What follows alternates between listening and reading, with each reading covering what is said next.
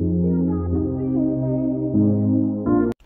everybody, bonjour, bonsoir, happy Easter to you all.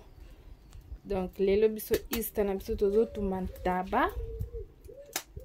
Dina ya ntaba lelo pona Easter. Donc to célébrer Easter na ntaba. Mokonzi na biso asekwi, donc lelo to kolia ntaba ya kotumba na koni.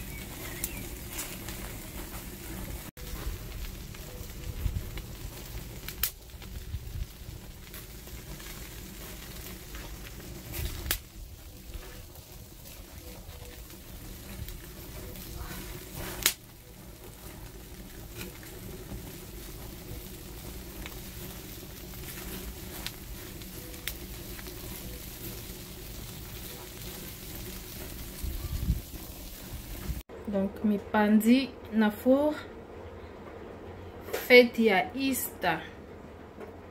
Donc there you go.